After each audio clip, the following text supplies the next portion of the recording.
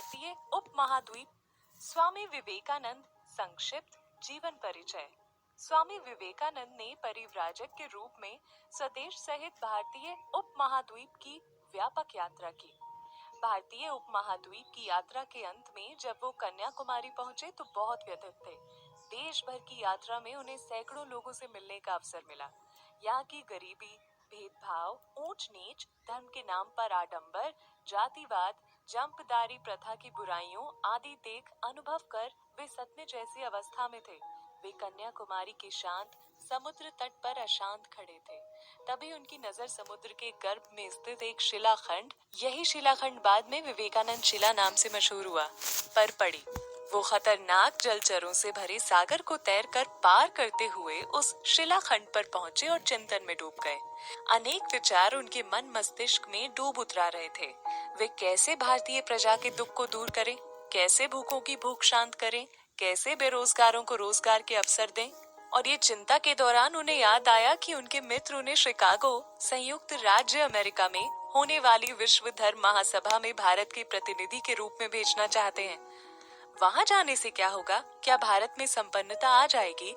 फिर उन्होंने सोचा कि वे अमेरिकी जन समाज के बीच भारत का प्राचीन ज्ञान वितरण करेंगे और उसके बदले में विज्ञान और प्रौद्योगिकी भारत ले आएंगे। उन्होंने ये भी सोचा कि अमेरिका में यदि उनका अभियान सफल रहा तो इससे पश्चिम के लोगों के मन में भारत की प्रतिष्ठा बढ़ेगी और भारतवासियों में भी आत्मविश्वास की वृद्धि होगी।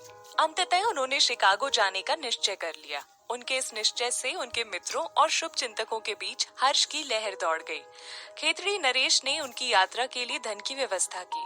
31 मई 1893 को SS पेनिनसुलर नामक जलयान में सवार होकर बंबई से स्वामी जी की यात्रा आरंभ हुई। उनका भगवा परिधान, पगड़ी और आकर्षक व्यक्तित्व अनेक लोगों को उनकी ओर आकर्षित करता रहा। लेकिन जहाज का भीतरी माहौल विवेकानंद को नहीं भाता था।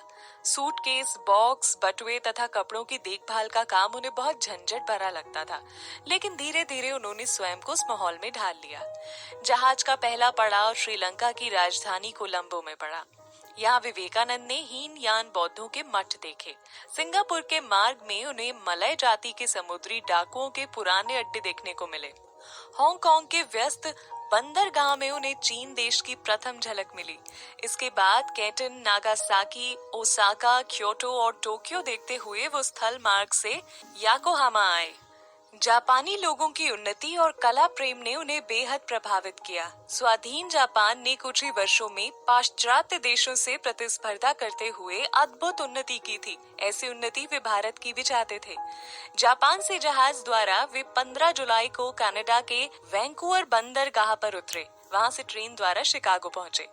शिकागो का आधुनिक परिवेश, आर्थिक संपन्नता, कल कारखाने, स्वामी जी को सब कुछ नया नया सा लगता था। उन्हें सब देखकर बहुत खुशी हुई, लेकिन ज्यों ही भारत की याद आई उनका दिल बोझिल सा हो गया। फिर वे सूचना केंद्र पर पहुंचे और धर्म सम्मेलन के बारे में जानकारी मांगी। जो सम्मेलन जुलाई में होना था उसे सितंबर के प्रथम सप्ताह के लिए स्थगित कर दिया गया था और वहां का प्रतिनिधित्व हासिल करने के लिए किसी प्रतिष्ठित संस्था का प्रमाण पत्र आवश्यक था। दूसरे, उन्हें बताया गया कि प्रतिनिधियों के लिए नामांकन पत्र भरने का समय भी अब निकल चुका है। ये सब स्वामी जी के लिए बड़ा ही अप्रत्याशित था। भारत से रवाना होते समय ना तो खेतड़ी नरेश ने ना उनके अन्य मित्रों ने धर्म महासभा के विवरण, नियम आदि जानने की कोशिश की थी। उन्होंने सोचा कि इन युवा संस्थाई का व्यक्तित्व ही यथेष्ट है और उन्हें अलग से किसी प्रमाण पत्र की आवश्यकता नहीं होगी। फिर सम्मेलन के जुलाई से सितंबर तक टल जाने के कारण उनकी जेब भी शीघ्र ही हल्की होने लगी। सितंबर तक शिकागो में रहकर अपना खर्च चला पाने के लिए उनके पास पैसे नहीं थे। उन्हें किसी ने बताया कि बॉस्टन कम महंगा है। उन्होंने बॉस्टन जाने का निर्णय किया।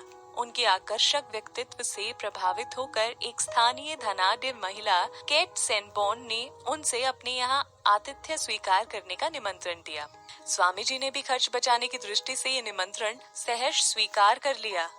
यहाँ अनेक प्रतिष्ठित लोगों से उनका परिचय हुआ। हार्वर्ड विश्वविद्यालय के ग्रीक भाषा के professor J.H. Right Swami ji से पहली ही भेंट में इतने प्रभावित हुए कि उन्हें धर्म महासभा में प्रतिनिधि के रूप में स्थान दिलाने का सारा भार उन्होंने अपने ऊपर ले लिया। इसे दैवी व्यवस्था कहिए या स्वामी जी की प्रतिभा का चमत्कार कि एक असंभव सा काम संभव हो गया।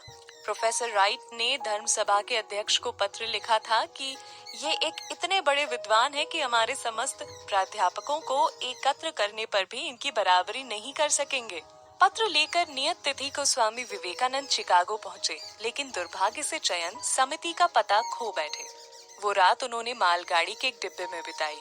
सुबह जॉर्ज डब्ल्यू हेल नाम की एक महिला ने उनकी सहायता की, उन्हें भोजन कराया और धर्म महासभा के अध्यक्ष डॉक्टर J.H. बैरोन से मिलवाया। वहां उन्हें हिंदू धर्म के प्रतिनिधि के रूप में स्वीकार कर लिया गया।